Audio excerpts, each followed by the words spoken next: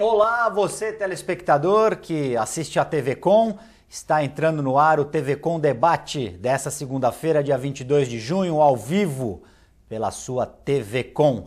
No programa de hoje nós temos o prazer de receber o cirurgião vascular Carlos Henrique Bernardes e vai me ajudar a fazer o programa, como todas as segundas-feiras, o nosso comentarista João Vilela.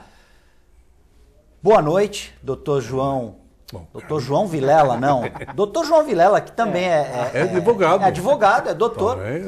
Doutor tem o AB. Carlos Henrique Bernardes, boa noite. Muito obrigado por comparecer ao nosso programa. E João Vilela fala depois. Posso dar as boas-vindas ao seu companheiro de Rotary. Companheiro de Rotary, exatamente. Doutor, boa noite. Boa noite. É uma satisfação estar aqui com o nosso comandante, o Guto, jornalista, e também com o João, grande empresário aqui da nossa região e grande rotariano também. Eu acho que é um prazer ter um companheiro que tem esse currículo. Obrigado. Duplo prazer. Por favor, agora doutor João Vilela. Boa noite a todos. Realmente é um prazer, não vou nem falar. O Carlos é um dos grandes cirurgiões vasculares aqui da região, se não o melhor. É que às vezes outros vão ficar enciumados, mas a parte que eu conheço, o nome dele é respeitado por todos. Não conheço ninguém que não respeite ele totalmente. E conhece muito da questão hospitalar, né? Não é só a questão da medicina em si, mas a administração hospitalar. Ele conhece muito, por exemplo, Santa Casa, né?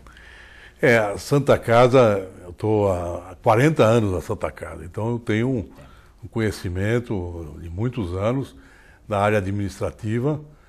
E é claro que toda entidade muito grande e que trata da população e que não seja bem remunerado, acaba tendo problemas, como nós estamos passando no momento.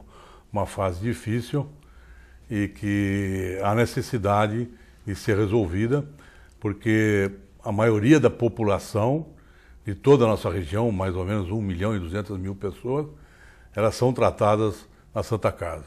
Vou fazer um parênteses aqui, doutor Carlos Henrique Bernardes é o chefe do setor de cirurgia vascular da Santa Casa de Santos. Eu sou o chefe da vascular da Santa Casa, e a Santa Casa é bom também nós destacarmos, além do tratamento de doenças vasculares periféricas, só a título também de curiosidade, cada 10 pacientes meus na Santa Casa, 8 são diabéticos. E o interessante é que muitos doentes, até hoje, eu recebi um paciente no consultório, que estava com 302 de glicemia e não sabia. Paciente com 54 anos, quer dizer, uma pessoa que já tem uma certa maturidade. Então, há necessidade da população fazer o seu exame clínico para detectar diabetes e evitar suas complicações, que na área vascular, a pior delas são as degenerações ao nível de perna e de pé, as gangrenas, que muitas vezes acabam em amputação. Como é que, para o nosso telespectador entender, doutor, como que o problema vascular, principalmente nas regiões periféricas, para o nosso telespectador entender, ou seja, pé, perna, mais perna. Como é que essas doenças começam a se manifestar? E aí eu emendo uma outra pergunta. Tem fator genético, fator hereditário também nessas doenças, a famosa varize? Essas doenças vasculares periféricas, elas estão relacionadas com a circulação que vai em direção à perna. Então são as artérias. As varizes é outro sistema vascular que leva o sangue da periferia para o coração. Então esses pacientes diabéticos e não diabéticos que apresentam dores nas pernas quando estão caminhando e são obrigados a parar, então esses pacientes eles estão andando numa rua e eles param. Hoje em dia eles chamam até dor de vitrine. Então eles falam, eles disfarçam, dão uma olhada na vitrine, depois retornam à marcha.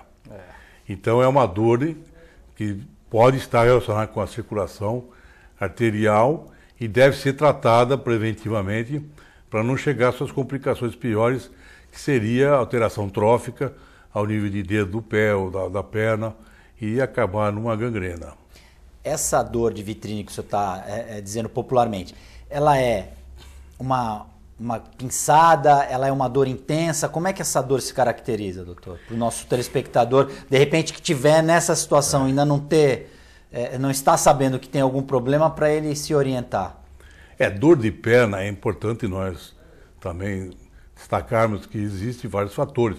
Pode ser dor muscular, pode ser dor de articulação no joelho, da articulação do quadril, pode ser dor da coluna vertebral, pode ser uma hérnia. E então nós temos que diferenciar essa dor. Mas essa dor vascular, ela tem uma característica que o paciente, ele anda, por exemplo, uma quadra, ele é obrigado a parar pelo menos 1 ou 3 minutos para depois retornar à sua marcha. O que ocorre nesses 3 minutos? Há uma volta da circulação oxigenada ao nível de musculatura que permite, então, ele poder fazer o seu esforço de muscular. Então, é uma dor que vai sendo repetida a cada trecho que ele anda. Então, é uma claudicação intermitente que nós chamamos. Existe o quê? Uma quentura na panturrilha, acima do joelho? Onde é que essa dor se manifesta com mais intensidade? Existe uma cãibra, é uma cãibra mesmo ao nível da panturrilha, da barriga, da perna, e o paciente não consegue andar, porque é a falta de oxigenação, então a dor é muito intensa e ele é obrigado a parar mesmo, não tem como ele conseguir andar sem parar esse período de recuperação da sua circulação ao nível da musculatura. Existe alguma predisposição genética? Existe predisposição genética, então as pessoas têm que ter noção dos seus ascendentes. Se os seus pais tiveram infarto do miocárdio, tiveram algum acidente vascular cerebral, ou tiveram uma doença arterial periférica, que infelizmente às vezes acaba em amputação, então há necessidade dessas pessoas que têm esses ascendentes a tomarem cuidado com os fatores de riscos. Quais são os fatores de risco piores? Pressão arterial alta, o hábito do cigarro, do fumo, e apesar de todas as campanhas, até hoje ainda, as pessoas fumam muito cigarro, e temos alterações das gorduras, do colesterol, do triglicérides, então, da glicemia. Então, existem vários fatores que devem ser equilibrados por ele não ter as suas complicações. João Vilela, você que... Eu estou lembrando, eu cursei engenharia mecânica quando eu tinha meus 18, 19 anos. E nós somos uma máquina, né? E eu lembro que naquela época o pessoal falava muito, olha, o que a gente faz hoje muito é uma manutenção corretiva. Que é errado, que é a mais cara, é a que fica mais difícil a situação. É o que acontece com a medicina. A corretiva, quando você tem algum problema, você procura o médico e fala, olha, agora já está instalado o problema, vou ter que resolver isso aqui de uma forma mais difícil.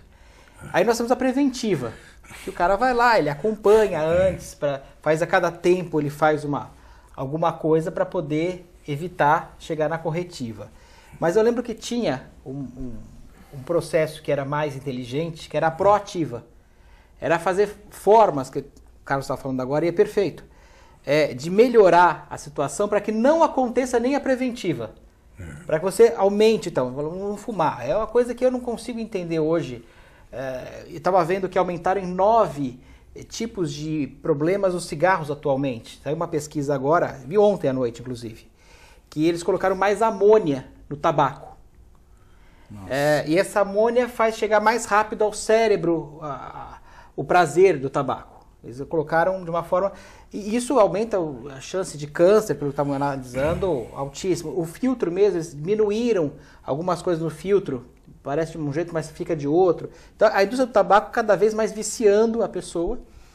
É um vício dificílimo de largar. Quem já fumou um dia, eu nunca fumei, graças a Deus, mas conheço a dificuldade das pessoas que fumaram. Eu tive um avô que faleceu com 60 e poucos anos de câncer na garganta, por causa do cigarro. Ele tinha parado de fumar já fazia 30 anos. Quer dizer, fumou pouco tempo da vida dele e teve esse problema. Então, são coisas que a gente tem que ter uma prevenção, acredito, muito maior, né? Que as pessoas acabam deixando. Nós já temos uma poluição na cidade que não temos muito como evitar. A gente anda, tem ônibus, tem carro, tem indústria, tem fuligem, teve incêndio lá da Lemoa, teve tudo que tem direito, né? E a gente vai colocar mais uma substância tóxica dentro do organismo. Então a gente tem um cuidado grande com tudo, com a vida, com tentar melhorar, ter um pouco mais de dedicação e prevenção, né, nessa questão de usar de formas diferentes. Eu vejo uma máquina, né? É uma máquina. É uma máquina que tem seu início, meio e fim, tem um amaciamento quando é pequenininho, vai amaciando, chega num ponto, tem o pico e depois começa a decair, e aquilo, se você não segurar num ponto, vai perdendo cada vez mais a qualidade de vida. E a gente nota pessoas, às vezes, chegando com 80, 90 anos muito bem, como não se via bem pouco tempo atrás, e começando pessoas chegando, às vezes, aos 40, 45, muito mal.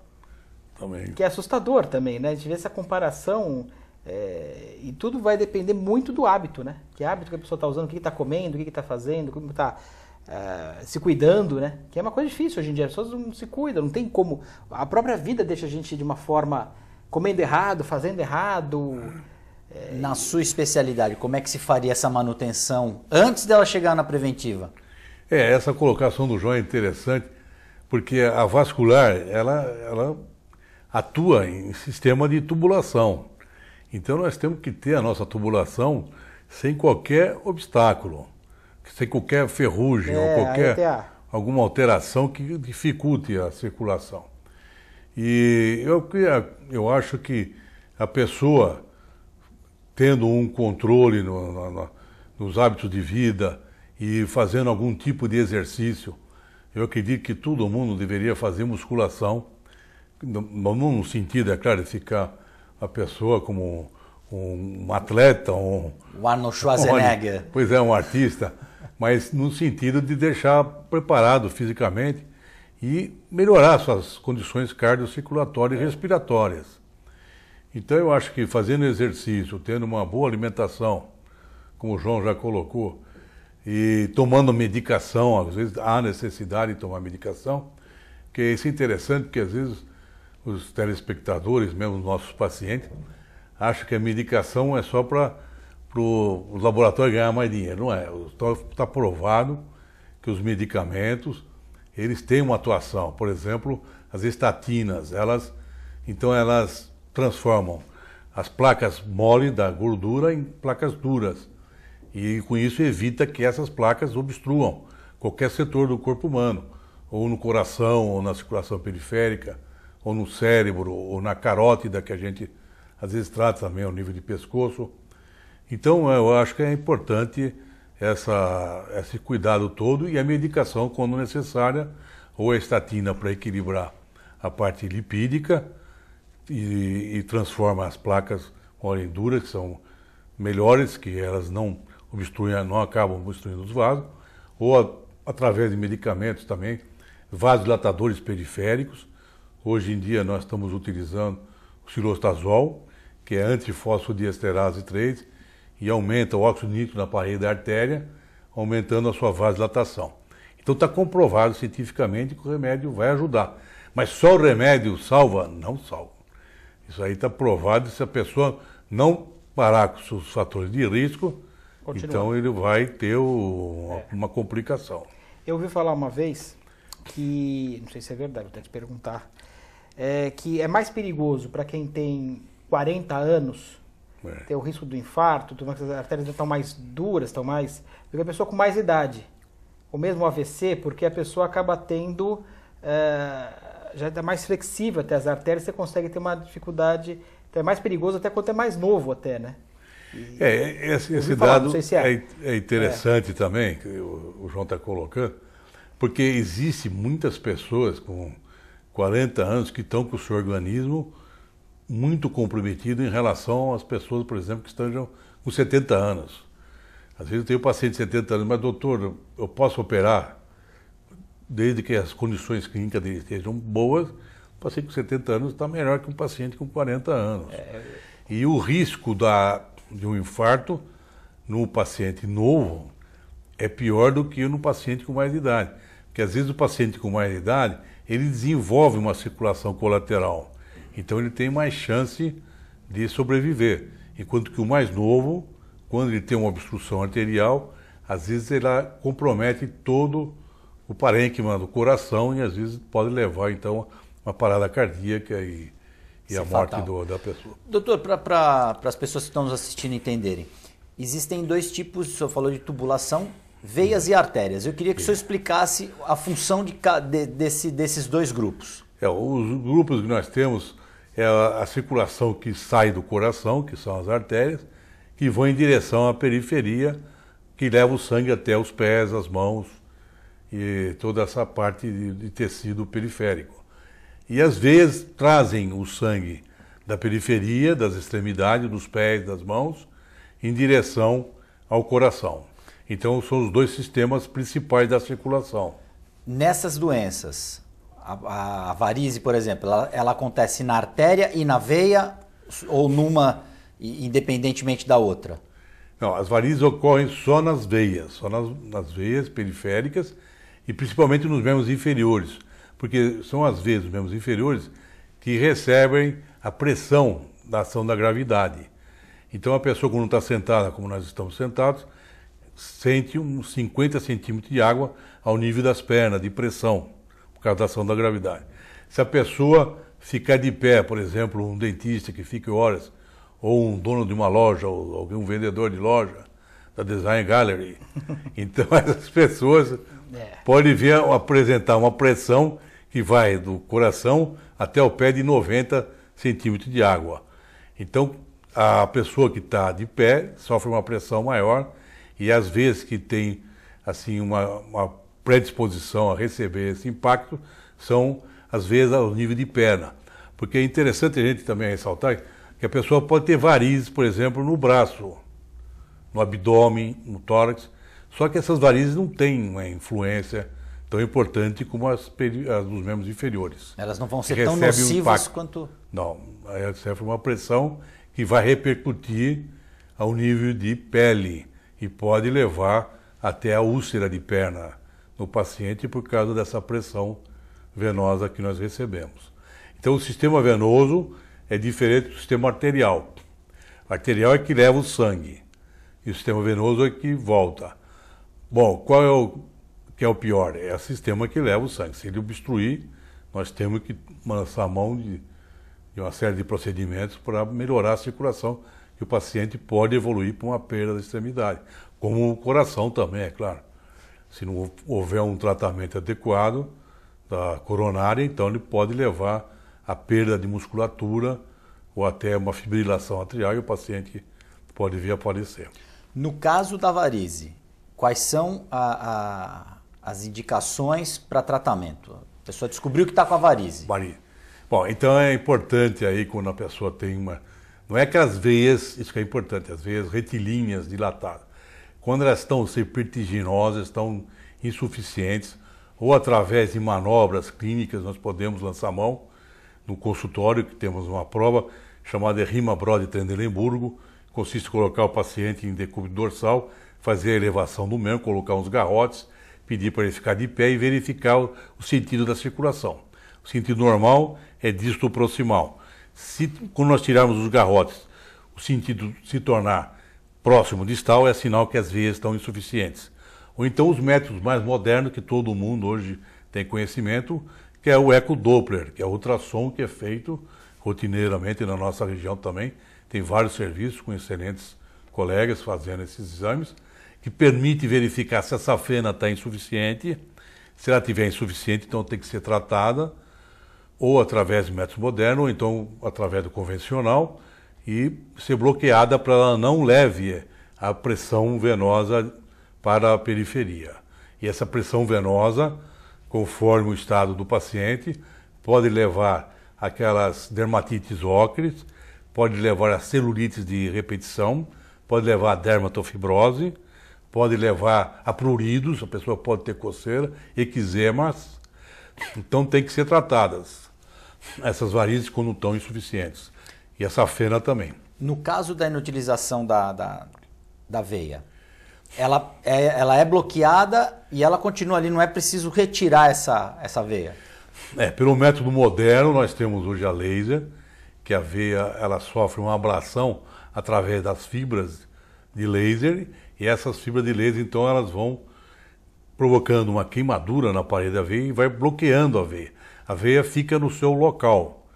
E é claro que não é tão simples assim, tem um colega no local do procedimento para fazer o ecodoppler todo, tem uma equipe para fazer esse procedimento, para dar um bom resultado.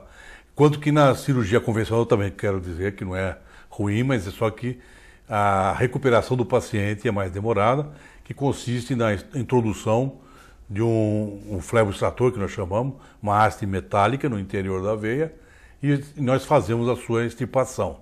Então nós tiramos a safena do local, ou através da ablação, que ela fica no local, ou através da cirurgia convencional. Muita gente pergunta, bom, doutor, o que acontece com a minha circulação se eu vou tirar uma veia da perna? O que acontece é que essa veia está prejudicando, como eu já expliquei até agora, então ela tem que ser retirada. Quando ela não está doente, não deve ser retirada, isso é importante também. Ou através de manobra, que eu já falei, ou através do ecodoppler. Então, quando ela tem que ser extirpada, nós temos 5 sistemas venosos nos membros inferiores. Então, os outros sistemas venosos suprem a deficiência dessa veia. Tem o sistema venoso profundo, que são as veias que acompanham os 2 ossos da perna e da coxa, que drenam 85% do sangue da periferia para o coração. Então, esse sistema venoso profundo, ele vai funcionar normalmente e vai substituir o sistema venoso superficial, que é esse que nós vamos retirar quando estiver doente. Temos o sistema venoso muscular da panturrilha, que temos o músculo gemelar e o gastrocnêmio, e temos o músculo da musculatura da coxa, e temos intermúsculo aponeurótico e tem as perfurantes comunicantes. Então, esses sistemas venosos não vão deixar que a pessoa tenha qualquer deficiência. Por exemplo, um jogador de futebol, se tiver que operar, não há problema nenhum, pode operar suas varizes e vai continuar jogando futebol. Então, as varizes atingem também atletas?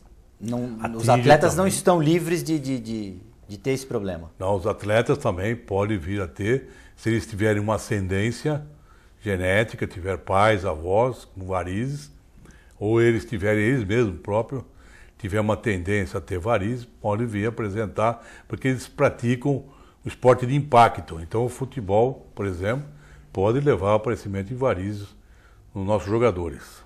A próxima pergunta que eu ia fazer era justamente essa. Se o atleta, como se falou em prática de atividade física, se o atleta ele teria um pouco mais de vantagem em relação à pessoa que não pratica um esporte regularmente.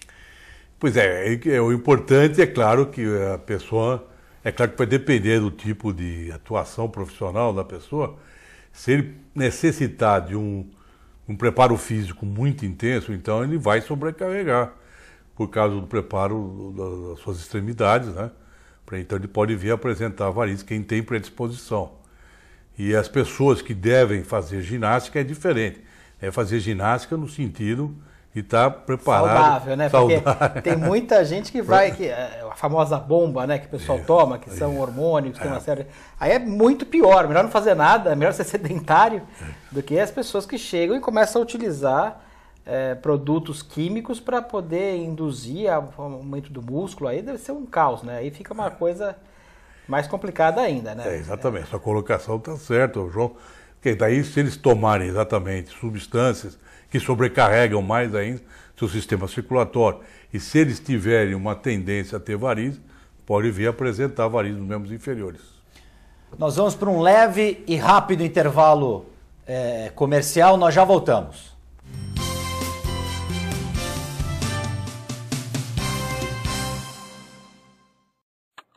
A TV Com traz qualidade e interatividade para a Baixada Santista. Nos preocupamos constantemente com a qualidade de nossas produções. Por isso, investimos em equipamentos e profissionais qualificados.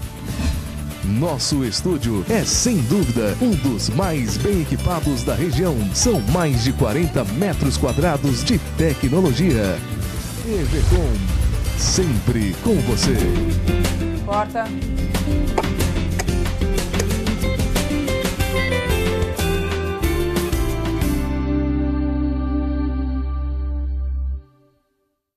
Você que não pode ir até a sua comunidade, a comunidade quer ir até você em sua casa, em seu lar. Participe conosco todos os domingos, às 8 horas da manhã, a Santa Missa em seu lar. E fique com Deus. Apoio Visão Laser. Evolução. A evolução faz parte da história do Visão Laser. O jeito que as pessoas se comunicam mudou. As pessoas mudaram. o mundo mudou e o Visão Laser, com sua paixão pelo pioneirismo, qualidade e inovação, precisava de uma marca que acompanhasse tanta evolução. Apresentamos a nova marca do Hospital Visão Laser. Visão Laser. Sua visão é o nosso sentido. Dr. Colombo Barbosa, diretor técnico médico, CRM 19555.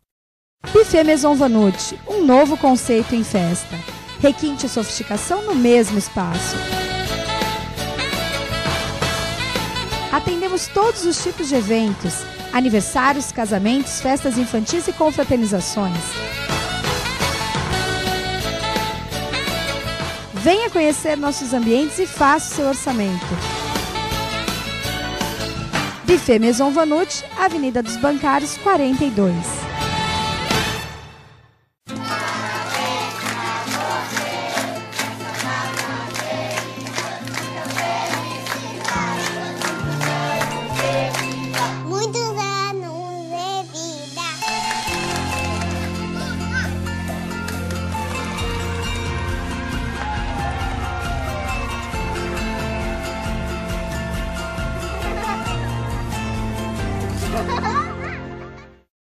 Agradecendo a você a audiência, convido-os a sempre prestigiar e continuar assistindo o programa Estrela Guia na TV, que vai ao ar todas as terças-feiras às 20 horas, com reprise sábado às 14 horas, nos municípios de Santos, São Vicente e Praia Grande. O programa Estrela Guia na TV procura, diversificando os assuntos, levar você momentos de entretenimento, lazer e uma boa informação.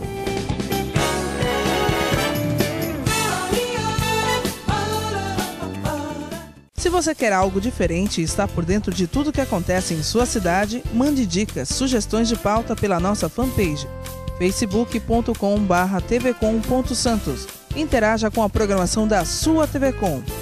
TV Com, interagindo com você. Eu quero convidar todos para assistirem o programa Esporte e Companhia. Não é isso mesmo, Roberta? É isso aí, Edu. Todas as segundas às 22 horas. Aqui na TV Com, canal 11 NET.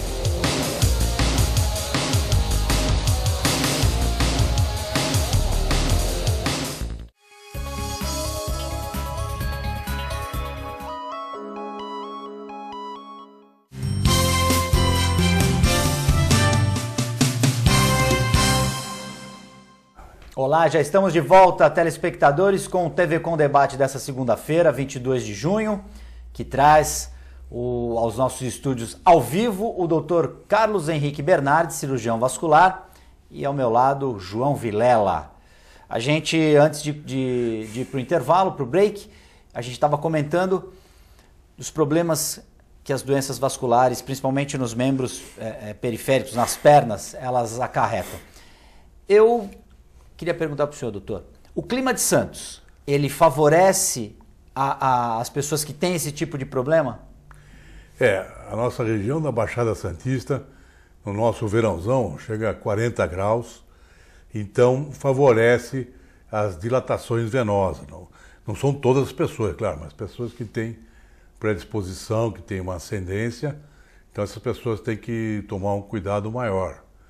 E só para título também de ilustração, as pessoas podem apresentar doença venosa, além das varizes grandes, aqueles vasinhos pequenos, dilatados, que tanto incomodam, principalmente as mulheres, que parecem umas aranhas nos seus membros inferiores, escuras, na coxa, né? Na perna.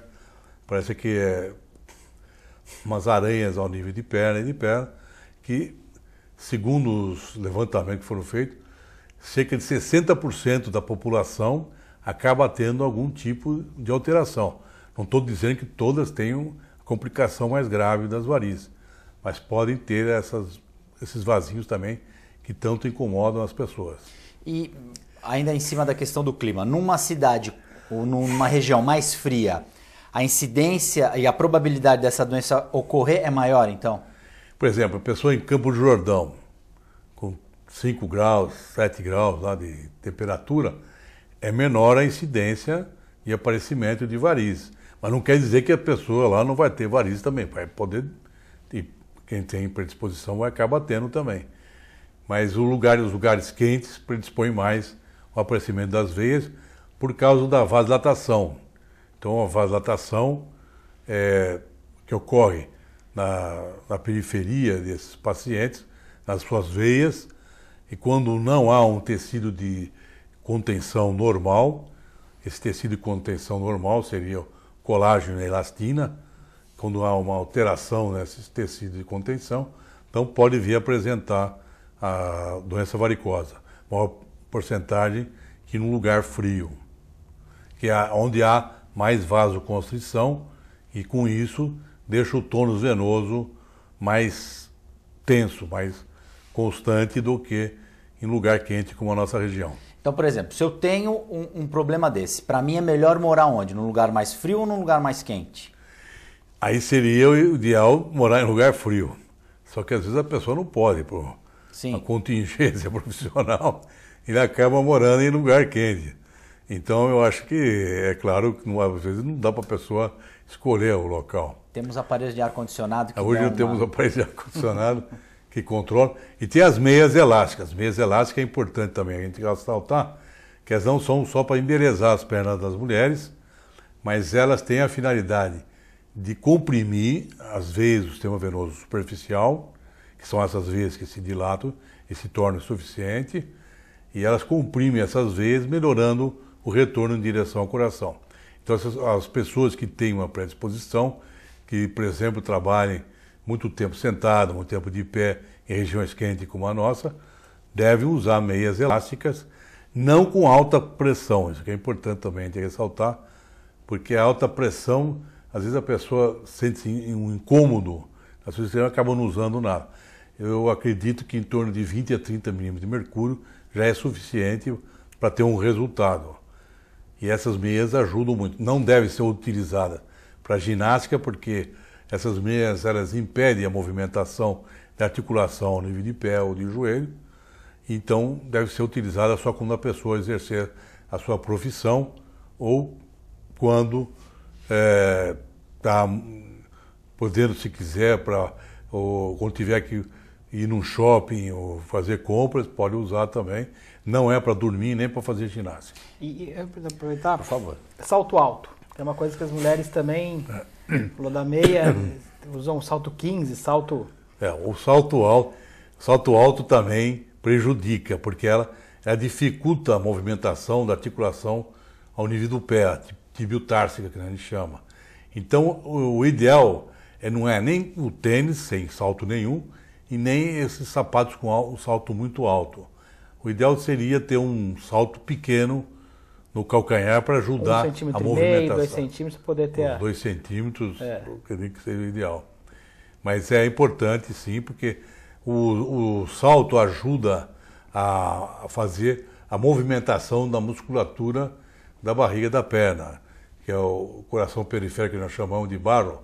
E essa musculatura da perna, quando a pessoa está caminhando, ela aspira o sangue do sistema venoso superficial para o profundo e comprime do profundo em direção ao coração. Então ela exerce uma função importante ao nível de perna. Por isso que às vezes a pessoa, quando tem, por exemplo, uma fibrose ao nível da articulação ou sofre uma fratura que não há condição de recuperar essa movimentação da articulação tibiotársica no nível do pé, então ela fica prejudicada na sua circulação ao nível da panturrilha. E a pessoa em pé não é bom, mas a pessoa andando é bom, né? Andando é bom. E diz que as pessoas que têm esse problema de problemas vasculares, elas paradas elas sentem dor, mas andando normalmente não sente. Exatamente, porque aí a circulação ela é acionada e melhora muito a oxigenação da musculatura, da panturrilha, e então quando a pessoa caminha é melhor do que ficar parada, ou sentado ou parado de pé. Quem tem mais varizes, o homem ou a mulher? Quem tem mais doença varicosa? Quem tem doença mais varicosa são as mulheres, uma proporção de 4 mulheres para 1 homem. Existe algum estudo científico do porquê? O porquê é que as mulheres têm um tecido de sustentação mais fraco que o dos homens, então os tecidos de sustentação que nós chamamos é a aponevrose, que mantém, por exemplo, a musculatura da panturrilha ou da coxa. Então, esses tecidos de tentação estão mais fracos nas mulheres também. E a musculatura também da mulher é menos desenvolvida que a dos homens. E também existe o fator hormonal feminino. O estrógeno e a progesterona, elas provocam uma vasodilatação periférica. E essa vasodilatação periférica pode, então, exercer uma função nas veias, nas paredes das veias, e elas se tornarem insuficientes. Então, ocorre mais em mulheres por causa desses motivos. No caso das mulheres, a recomendação, porque existe um folclore em volta das doenças varicosas, como o senhor está falando. Colocar o pé para cima quando chega em casa, passar um óleo tal. Existem muitos produtos, inclusive anunciados na televisão, que prometem resultados fantásticos e milagrosos. Existe alguma confirmação científica de que colocar a perna para cima alivia ou ajuda, e essas loções, esses cremes para... Essa é uma boa pergunta, viu, Guto? Porque hoje em dia as pessoas são influenciadas pela televisão, né? Então, na televisão existem vários produtos que eles lançam para o público telespectador, e esses produtos não têm comprovação científica. Os produtos que são utilizados locais, o que eles podem exercer é melhorar a sintomatologia, desinflamar a perna, mas não fazer desaparecer as varizes. E o que pode ajudar a pessoa é, como você colocou muito bem, que se ele chegar em casa e elevar os membros inferiores uns 45 graus, ele já tira a ação da gravidade, melhora o retorno venoso e vai, é claro, melhorar o desconforto que a pessoa tem nas suas extremidades. O que a pessoa poderia fazer é colocar os seus membros inferiores sobre algum local de apoio. Uma almofada. O sujeito deita no sofá, coloca umas duas, um puff. Isso aí quem entende mais é o João. E fica, pode pôr compra o puff na Design Gallery, coloca no sofá puff, e aí você realmente então, ajuda. Só retirando, ficar com as pernas penduradas, ficar na horizontal, melhor, né? Já melhora a dor da perna do paciente. Então não há necessidade de elevação dos membros inferiores para que ele melhore sua sintomatologia. No caso de quem... então, o problema... A pessoa não pode ficar nem tanto tempo em pé parada, nem tanto tempo sentada. Quais as dicas que o senhor dá, por exemplo, uma pessoa que é professor, que passa o dia inteiro em pé? O que essa pessoa pode fazer para reduzir esse mal-estar, caso ela tenha algum problema? Esse tipo de profissão, né, que aumenta a ação da gravidade nas extremidades, como professores, dentistas, pessoas que trabalham em lugares quentes, como hoje em dia, profissão que está sendo bem remunerada, como cozinheiros. E eu acho que essas pessoas têm que tomar um flebotônico, que nós chamamos, os flebotônicos, eles aumentam o tônus da parede do vaso, diminuem o extravasamento do intravascular para o intercelular e aumentam a passagem do intercelular para o intravascular. Então eles diminuem a estase periférica desses pacientes, mesmo que eles estejam exercendo a sua profissão. Então são medicamentos à base de castanha da Índia, de toxerrutina, de diosmina, esperidina, aminofitona. Então esses medicamentos têm vários nomes aí na praça, nome fantasia, mas são medicamentos que funcionam, então comprovados cientificamente. Eu ia até aproveitar que você colocou da castanha. Se o pessoal falar castanha do Pará, melhor, alguns alimentos também parecem ter um poder, talvez não tanto quanto um remédio, é uma coisa mais concentrada, mas tem vários alimentos, tem a castanha do Pará, se não me engano, tem algumas castanhas que são... melhoram a... Que aumentariam o tônus, né? Isso. Aumentaria a ação energética do organismo humano. Eu acho que essas substâncias também ajudariam também. Não teriam nenhuma contraindicação, não. E eu acho que está provado isso cientificamente, que esses medicamentos têm essa finalidade. A única coisa que não tem comprovado esses produtos que saem na televisão para passar na perna que vai sumir tudo, não vai sumir. Não vai. Mágica ninguém faz. Mágica, né? Não tem. Doutor, em cima dessa questão da meia elástica, isso sempre a pessoa deve consultar um médico. É o médico que vai dizer se ela precisa da meia, se ela precisa tomar algum medicamento. Não é a pessoa aí comprar meia por conta própria ou comprar qualquer medicamento por conta própria. Eu gostaria que o senhor esclarecesse e alertasse a respeito disso. A nossa sociedade, a Sociedade Brasileira de Angiologia e Cirurgia Vascular, eles têm uma preocupação de qualificar os especialistas. Então, os colegas têm que ter o seu título de especialista ou ter feito algum curso que seja reconhecido pela Sociedade Brasileira de Angiologia e Cirurgia Vascular. Na Santa Casa nós temos o nosso serviço reconhecido e também é reconhecido pelo MEC também. Então, há necessidade do paciente fazer uma consulta com o vascular. Na nossa região nós temos 40 vasculares, então eu acredito que para todos os planos de saúde deve ter algum vascular. Existe um profissional. E mesmo na área social da saúde, o SUS, também tem vasculares, e o vascular é que vai indicar qual o melhor tratamento para o paciente. A cirurgia de varizes, ela é prevista no procedimento SUS, não é uma cirurgia estética, né? Não, cirurgia de varizes é uma doença, na maioria das vezes, não é estética.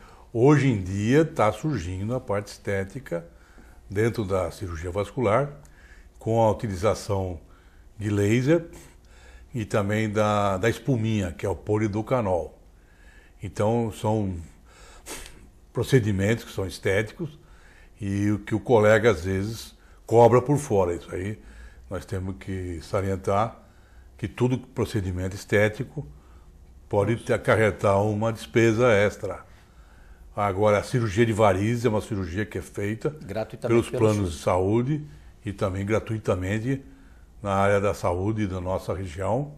Nós temos, a maioria dos pacientes tem sido submetidos a esse tipo de procedimento sem complicações mais graves. Em relação à embolia pulmonar, nós tivemos o caso do famoso, né, do diretor de novelas, o Marcos Paulo, que morreu devido a uma complicação e uma embolia pulmonar. Como é que a pessoa é acometida desse mal, da embolia pulmonar? Em que casos a embolia pulmonar ela acontece?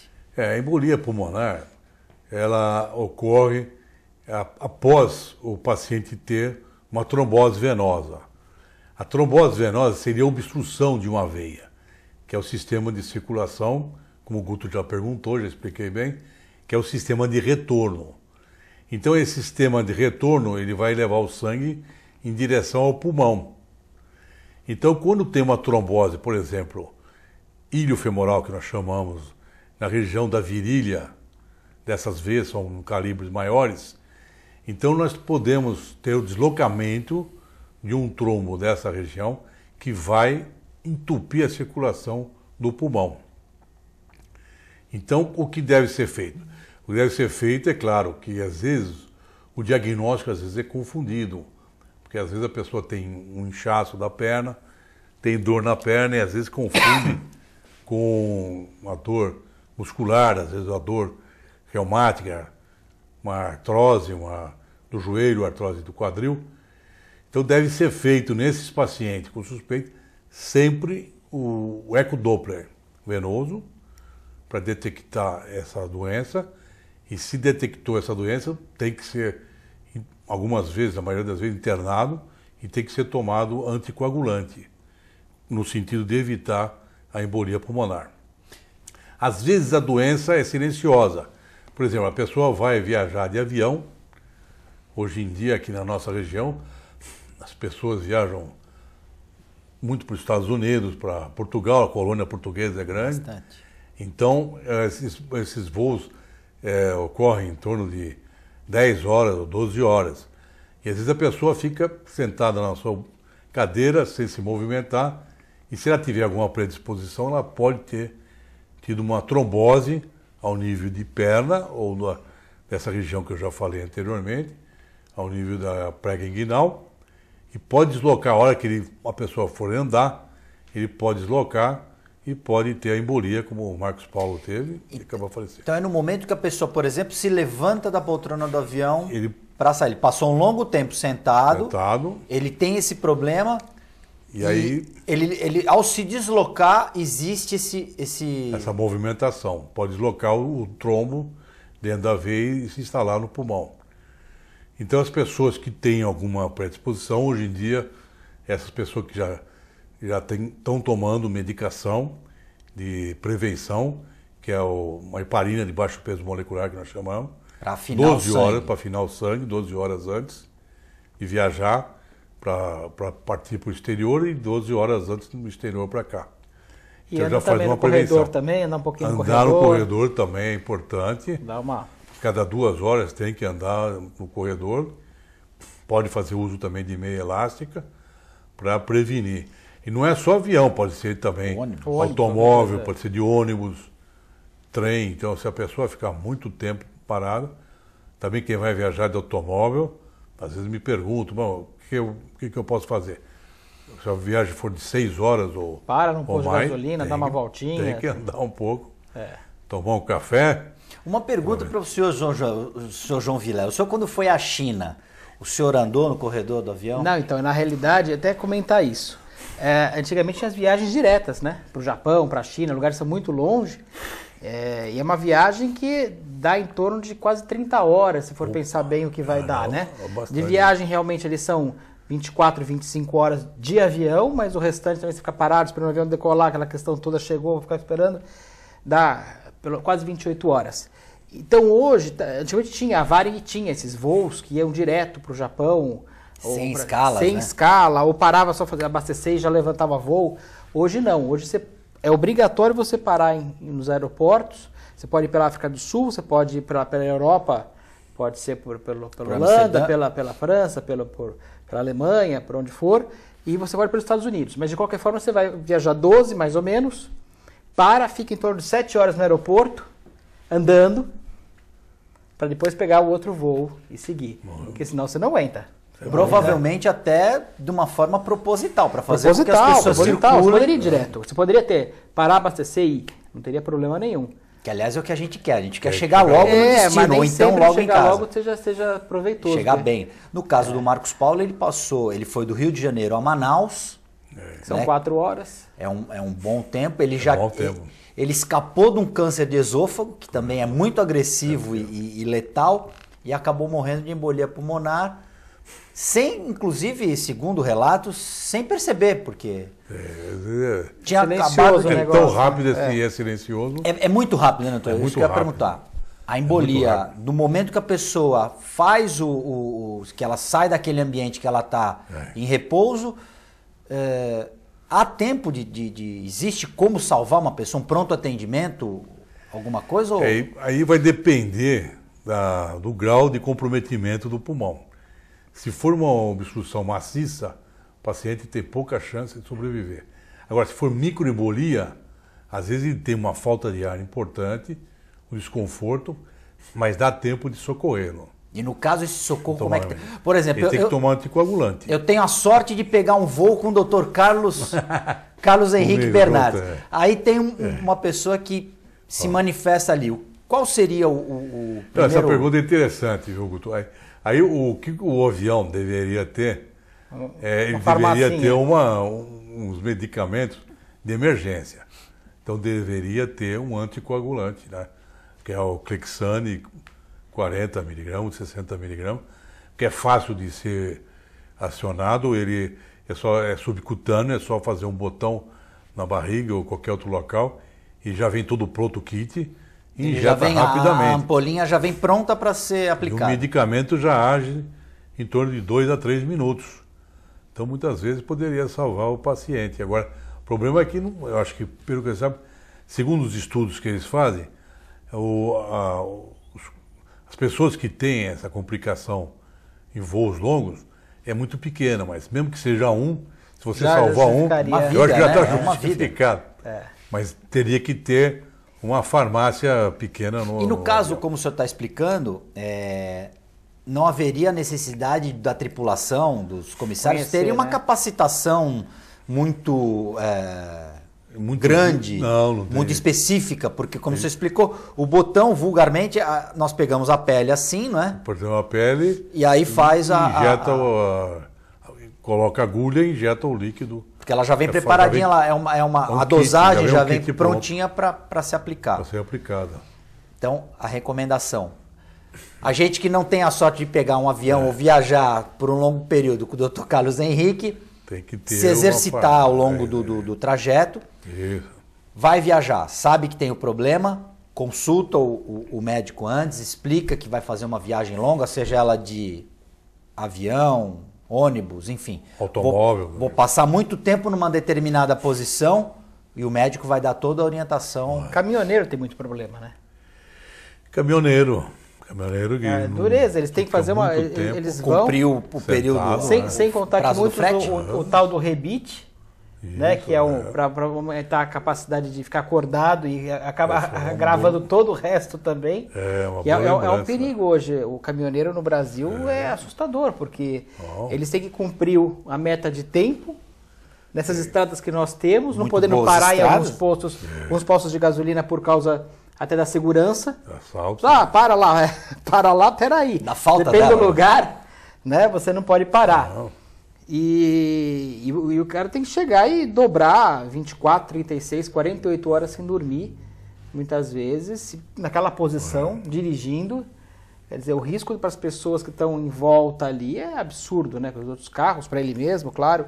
Mas é um sacrifício humano. Você lembrou absurdo, bem, sim, né? o caminhoneiro também.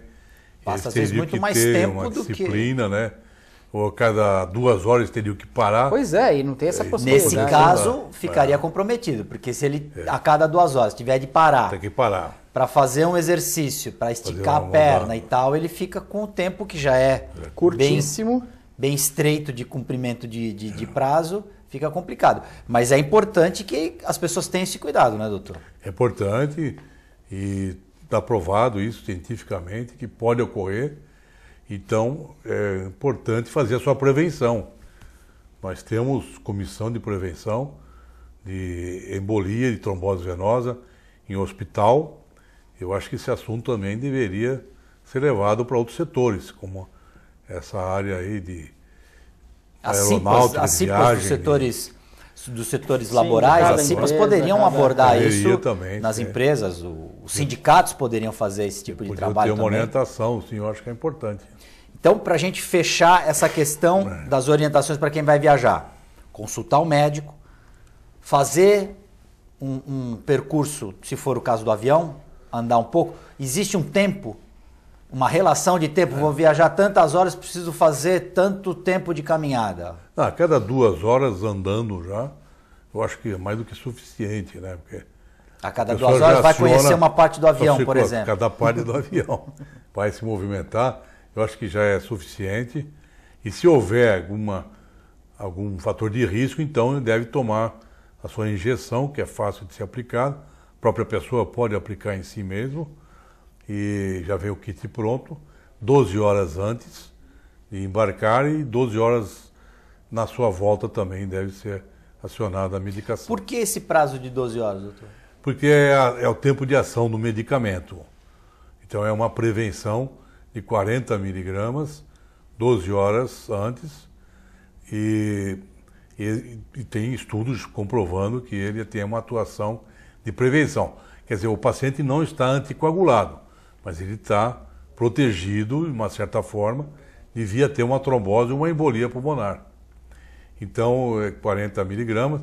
Se for um período mais curto que a pessoa necessite medicação, então 2 horas antes ele pode tomar de 20 miligramas. Mas o ideal de 40 miligramas já é suficiente. João Vilela? Uma aula, né? Alguma dúvida? Eu não tenho nenhuma dúvida. Não, dúvida a gente vai ter sempre, né? Porque a gente acaba tendo, mas é uma aula realmente, são coisas que tem que ter prevenção. Tem que ter prevenção. Eu acho que esse ponto, até nas escolas, deveria ter ser mais abordados esses assuntos. Não só isso, mas tem tantos assuntos que a gente depende. Uma coisa, eu sei que já está estourado o tempo, mas no colegial, por exemplo, que no ensino médio, Deveria ter muito mais aulas de prevenção de medicina e não tanta porcaria que colocam no meio do caminho. Tanta teoria, né? Tanta porcaria que ninguém vai usar na vida e o que precisa usar não se dá, né? Então, às vezes acabam... Nem a porcaria dão normalmente. Exatamente. Eu chamo de porcaria porque tem algumas matérias que ninguém vai usar na vida. Realmente a utilidade é bem baixa questionável. E o que precisa realmente não é dado, né? Como uma orientação como essa, por exemplo, dúvida, que é uma coisa essa corriqueira, que pode acontecer com qualquer um. Algo mais deveria ser feito nessa parte de prevenção da população, né? Doutor Carlos Henrique, eu queria que o senhor deixasse o seu boa noite antes da gente encerrar. Foi um prazer tê-lo aqui, muito obrigado. Eu que agradeço o convite, espero ter esclarecido os nossos telespectadores. E para mim é importante estar aqui junto com pessoas que são formadores de opinião, como o nosso amigo João, companheiro do clube há muitos anos, e também agora o nosso jornalista, o Guto. Com essa levantada de bola aqui, nós encerramos o TV Com Debate dessa segunda-feira. O mais importante, você telespectador, é consulte um médico. Procure a orientação de um profissional especializado, que você vai ter aí uma saúde muito mais protegida. A gente encerra o nosso programa dessa segunda-feira agradecendo mais uma vez a audiência do nosso público telespectador. Até amanhã!